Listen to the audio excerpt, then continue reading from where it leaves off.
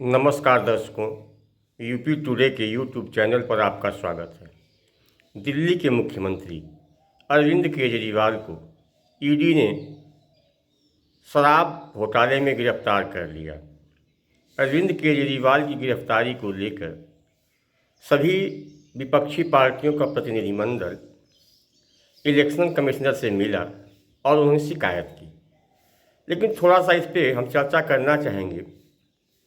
क्या अरविंद केजरीवाल की गिरफ्तारी की चाल केंद्र में सत्तारूढ़ बीजेपी पार्टी को भारी पड़ रही है? ऐसा मैं नहीं कहता।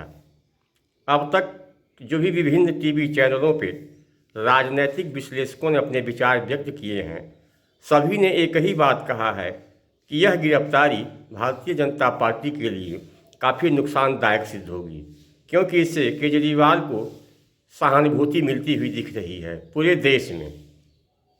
और वहीं भारतीय जनता पार्टी अरविंद केजरीवाल को भ्रष्ट साबित करने के लिए अपने सभी छोटे बड़े नेताओं को लगा दिया है।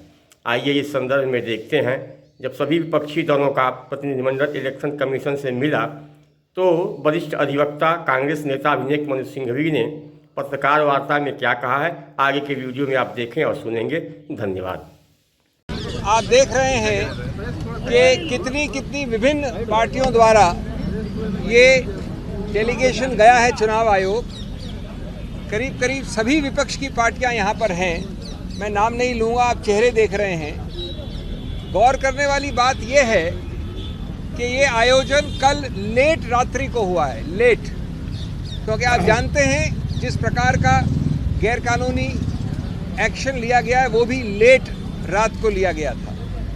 इतने अल्प समय में हमारे सभी कॉलीग्स ने, कई लोग दिल्ली से बाहर से भी आए हैं, कुछ एक दो लोग पहुंच नहीं पाए, लेकिन करीब विपक्ष के हर रंग की पार्टी यहां पर उपस्थित है और मैं समझता हूं सब एकजुट होकर इस मामले में गए हैं। हमने चुनाव आयोग के साथ विस्तृत रूप से वार्तालाप किया। हम सब अंदर थे। चुनाव आयोग के तीनों नवगठित चुनाव आयोग और उनके सभी अफसर थे। मैं संक्षिप्त में बता दूं आपको कि हमने क्या कहा। पहली बात कि ये बहुत ही गंभीर और व्यापक मुद्दा है। ये सिर्फ एक व्यक्ति या व्यक्ति विशेष या पार्टी विशेष का मुद्दा नहीं है। ये मुद्दा व्यापक इसलिए है क्योंकि ये सीधा संबंध रखता है भारत के संविधान के मूल ढांचे से, जिसको आप बेसिक स्ट्रक्चर कहते हैं। जैसा कि आप जानते हैं, मूल ढांचे का जो पूरा कानून है वो ये कहता है, बहुत अनूठी बात है भारत के बारे में, कि अगर कोई भी संवैधानिक संशोधन मूल ढांचे के विरुद्ध है तो संवैधानिक संशोधन भी असंवैधानिक करार किया जा सकता है। अब इसको हमने कैसे पक्ष रखा? जब आप इस प्रकार की चुनाव के लिए जो एक समतल जमीन आवश्यक है, अति आवश्यक है, अनिवार्य है, समतल जमीन, उस समतल जमीन को आप बदल देते हैं, उसको समतल नहीं रहने देते हैं दुरुपयोग करके एजेंसीज द्वारा, तो उसका सीधा दुष्प्रभाव पड़ता है स्वतंत्र निष्पक्ष चुनाव पर, फ्री एंड फेयर इलेक्शंस। उसका सीधा दुष्प्रभाव आगे पड़ता है गणतंत्र लोकतंत्र पे, डेमोक्रेसी। और स्वतंत्र निष्पक्ष चुनाव या लोकतंत्र गणतंत्र दोनों उच्चतम न्यायालय ने केशवानंद भारती के समय से कहा है, बार बार कहा है, मूल ढांचे के एक अभिन्न अंग हैं। तो जब आप समतल ज़मीन को बदल देते हैं, नॉन समतल बना देते हैं दुरुपयोग करके एजेंसीज का, तो आप सीधा उस मूल ढांचे पे प्रहार कर रहे हैं, असंवैधानिक गैरकानूनी प्रहार। ये एक मूल मुद्दा है और इसके लिए सबसे बड़ा पुलिसमैन इस समतल ज़मीन का संविधान ने बनाया है, चुनाव आयोग को बनाया है। सिर्फ कोई स्टैट्यूटरी गठित संस्था नहीं है, ये संवैधानिक संस्था है। तो हमने उनको उनके उत्तरदायित्व की याद दिलाई और कहा कि आप बेझिझक होकर इस मामले में हस्तक्षेप करें। दूसरा पहलू हमने बड़ा रोचक रखा उनके सामने। हमने उदाहरण तो दिए, अभी मैं 2-3 दूंगा। स्वतंत्र भारत के 75 वर्ष के इतिहास में कई सरकारें आई हैं। उसका रंग ये भी हो सकता है, ये भी हो सकता है, ये भी हो सकता है। इसी सत्तारूढ़ पार्टी की सरकारें पहले आई हैं, लेकिन 75 वर्ष में कभी भी चुनाव के बिल्कुल शुरू में, चुनाव के आसपास एजेंसीज का दुरुपयोग ऐसे कभी नहीं हुआ। 75 वर्ष में पहली बार एक पदासीन मुख्यमंत्री को कल रात को गिरफ्तार किया गया है, पहली बार। कुछ हफ्तों पहले एक मुख्यमंत्री को मजबूर करके हटा के उसको गिरफ्तार किया गया। विपक्ष की बहुत बड़ी पार्टी, 125 साल से ज़्यादा पुरानी पार्टी कांग्रेस के 94, 95, 96 के अकाउंट्स के विषय में 150 करोड़ से ज़्यादा फ्रीज हुआ है। हमारे माननीय कांग्रेस अध्यक्ष, पूर्व कांग्रेस अध्यक्ष सब ने अभी आपके समक्ष 2 दिन पहले इस पर प्रेस कॉन्फ्रेंस भी की है।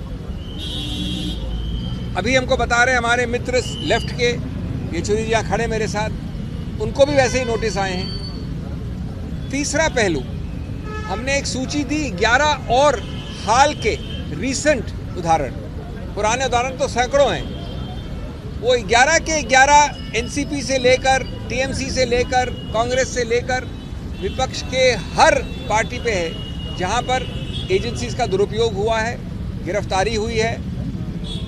लेकिन एक भी उदाहरण नहीं है सत्तारूढ़ पार्टी का। ये कौन सी जादुई पुड़िया खाई है सत्तारूढ़ पार्टी ने कि हर अच्छाई वहाँ है, हर बुराई यहाँ है, या सिर्फ बुराई दिखती यहाँ पर है? अगर बुराई वहाँ है तो दिखती नहीं है। वॉशिंग मशीन का तो उदाहरण आपने बहुत सुन लिया है, लेकिन ये समतल ज़मीन की मूल ढांचे को प्रहार करता है।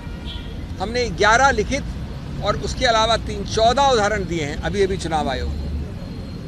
तीसरा पक्ष ये है कि अगर कुछ गलती भी हुई है तो आपने कहीं ये नहीं दिखाया कि अभी इसी वक्त एजेंसीज की रेड आवश्यक है, अभी इसी वक्त इनकी गिरफ्तारी आवश्यक है।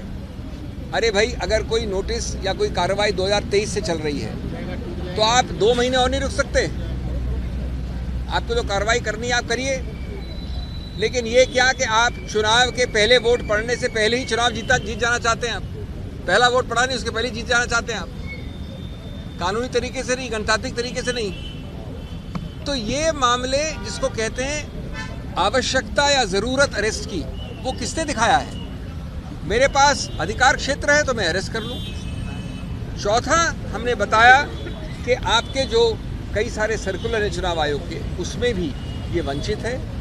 हमारे कॉलीग्स ने ये मांग की कि अगर चुनाव आयोग डीजीपी बदल सकता है, होम सेक्रेटरी बदल सकता है, किसी को बदल सकता है, तो ये एजेंसीज किस प्रकार की कोई एक विशेष एग्जेम्पशन एंजॉय करती हैं?